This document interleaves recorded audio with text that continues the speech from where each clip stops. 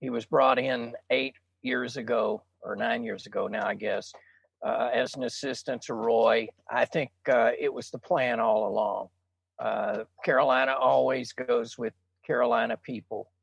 You can count on them, and I think Hubert will surprise you. I don't think first year out he's going to do anything major as far as lineup change or anything too far from what Roy had already established.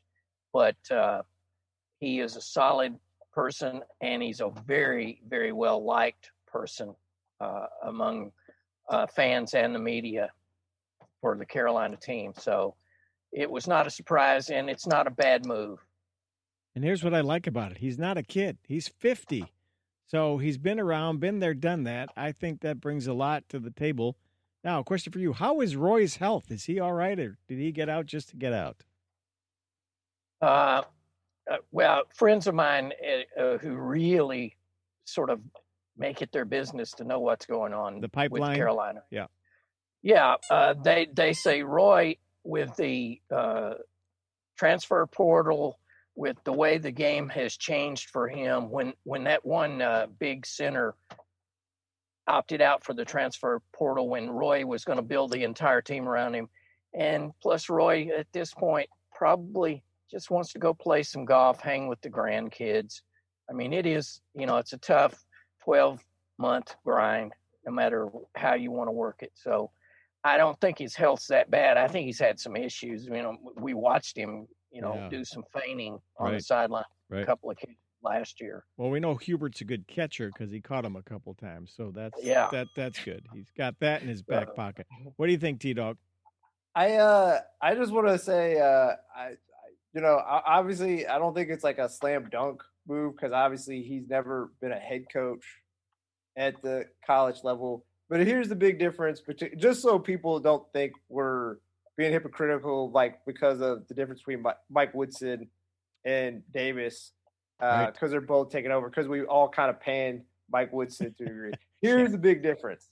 Even though Davis hasn't coached in college, he's obviously, like Lugg said, he's been in college basketball for the last 9 years. And the bigger important part is UNC, the program is in much better shape than that of IU right now. So he's taking over a better organization. So, and he'll have a lot of help to help work out, anything he has problems with. Like I said, it's not going to be one of those ones that it awes you, but it makes sense.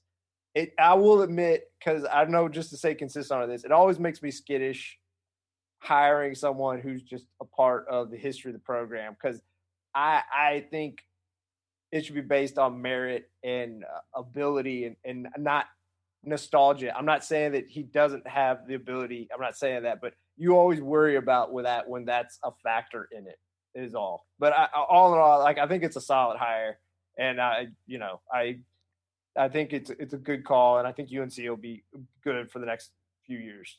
And the thing about it is he was part of the recruiting team that would go out and talk to players for the past 5 years for sure. So he's your front line guy. Yeah, pretty much. He would be. Roy would show up. Let's be honest. If a kid that they wanted was sitting on the fence or something, guess what? Yep. He looks out the front window, and there's Michael Jordan out there with a basketball saying, hey, let's shoot some hoops.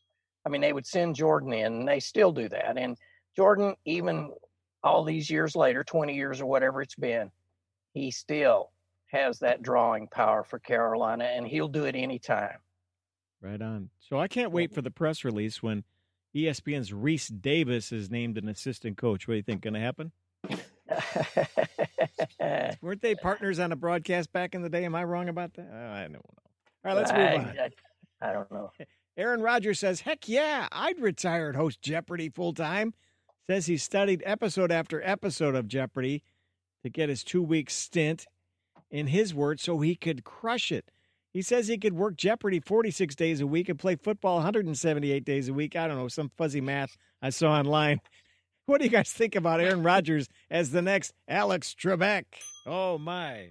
Well, he does absolutely love it. He did Celebrity Jeopardy on Saturday Night Live, and he brought up Turd Ferguson, which was the Burt Reynolds alter ego that I've forgotten who played him. But anyway, it was Norm Macdonald. Oh yeah. Yeah. I mean, Norm, just, right? Norm Macdonald. He's But a good anyway, one. He's a good one. I think it wouldn't surprise me if they go for it. I mean, come on, let the man do it. He can do it. He can do both. That's crazy. He's only 37 years old. I mean, he's young enough to have a next career for sure, right? I just find it fascinating just because of all like the going back to them drafting Jordan Love. Yeah. And like him clearly being miffed about that. And before the NFC Championship game, he's like talking about how if he's still there, it's a beautiful mystery. And then after the game, he's like, I don't know if I'll be here. And then like how they restructured 6 players' contracts, but they haven't touched his, where I believe after this year, he has no guaranteed money, so they can completely get out of it, even though his deal goes through 2023. So, and they haven't touched it. And like he's doing this stuff, and I'm not saying that he doesn't genuinely have an interest to be the Jeopardy host, but I'm just saying like all these other things around it. And obviously that one guy asked the question, is like, why they go for a field goal? His response is like, yeah, that's a good answer. I don't know. The final like just Jeopardy the way answer. Yeah, that was good. Just the way he acted, you're just like, man, this man is very. I mean, that's the thing. I will give this to Aaron Rodgers. He has a very good, savvy media game. He knows how to touch little bases where he's taking shots, but he's doing it behind, being on a mountaintop. So he's nowhere close to the scene of the crime. Well, and he's a smart guy. Where'd he go? Cal, right? Yeah, he's a Cal. Yeah. He's a Cal guy. That's not for flunkies. He's a smart guy. No. I can't wait for him to say RELAX. Remember that on radio? Relax. Yeah. When they Relax. when they went 0-4 or something a few years ago at the start of the season. Yeah. But When that I guy- don't know. I'll just say it'll be fascinating to see what team is willing to take him on in the 2022 season when he's the Jeopardy host, because maybe that's a deal maker for Green Bay. And I don't know. They shoot it on the West Coast, right? So maybe, yep, LA. Maybe. Well, that's hard. It's gonna be hard because obviously the Rams are locked in long term with Stafford now, and the Chargers got a great young quarterback in Herbert. So I don't know. Maybe there's Seattle. I don't know. He could be Broncos. That's not that far of a flight, right? He could the hoodie. Chucky would like to have him in Vegas. So that's true. Yeah, you're right. Maybe this is the last year for Carr. And you can get that shuttle from Vegas to LA and like that. But Denver likes old quarterbacks. Denver, had Peyton, and maybe. But now, they shoot a full year in that 50-day period. Right. So, hey, in all transparency, let's just make it like how last year we were talking about Rule. Aaron Rodgers to Vegas. Book it, 2022. Lock it in. That's our propaganda for the next year. Lock it in, yes, sir. All right, yes, okay. Well, maybe it's a wild prediction. I mean, so 2022, he'll be what? End of that season will be like 38, 39 years old? Yeah, but the way he's playing, I mean, I don't think his arm's going to go anywhere. And I know he's lost some mobility, but he's still going to be more mobile than a lot of quarterbacks in their early 40s. So I don't know. I don't know how long he can play. I mean, look how Brady looks. If Brady can play till he's like 45, where it looks like it's a real possibility. I mean, who's to say that Rodgers can't do it? Just keep eating those kale shakes, right? Oh, whatever. But Brady, man, he has a team around him, and especially a defensive team. So But now, if you want to go wild here, how about he goes to the Bears next year? They have to let him go. I mean, they have to cut him.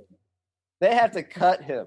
See, that's the main reason they might hold on to him, is they don't want him to go to Chicago. Okay, let's rewind a little bit. Favre did go from the Packers to the Jets and then to the Vikings, which that was like as close as you get to being suicide. That was close. Well, and also if you go back when they made the trade to the Jets, they could not trade him to another NFC North team. That was a part of the agreement in the trade. Right. Where the reason he was able to go to Minnesota was they released him. So that he was no longer under contract. So any language between two parties, the Packers and Jets, were null and void. All right, boys, what else do we have tonight?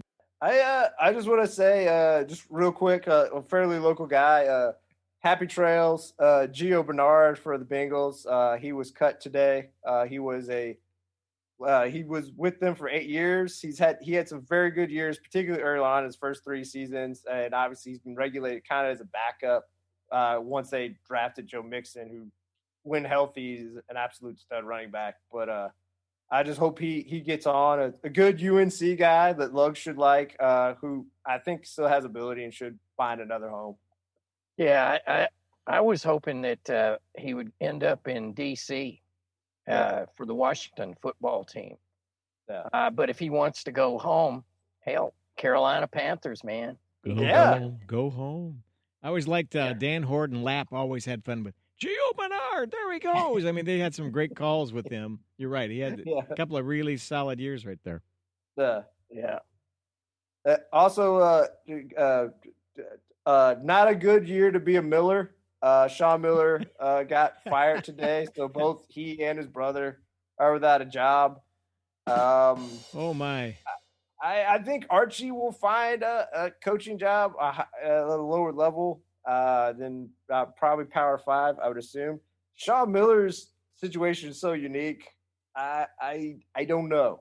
I mean, obviously there's allegations around him, so he might have to be like an assistant, maybe in the pros for a while where he can come back. I don't know.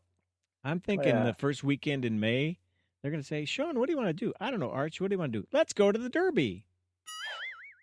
Hey, maybe. That's what I know. I just wanted to, my favorite note of the week was the woman player at IU who put herself in the portal, and she averaged like 3 minutes and 1 point for the season. It's like, okay. People got a dream, baby. Got a dream. So. All right. Well, that's what we got today, I think. You've been listening to Sports and Other Stuff, brought to you in part by Henry Lawrence Clothier, where the models buy their clothes. There are many locations throughout the metro, including West Park Mall. You just stop in and ask for fish. Yeah. And this time around, they're going to do a special on all those Gonzaga jerseys that they had in the pipeline.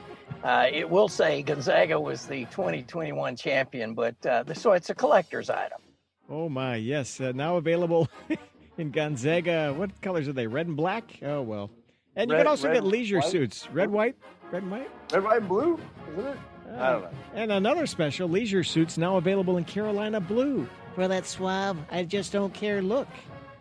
All right, that's it for now. We'll be back next week with another edition of our program. So long for now.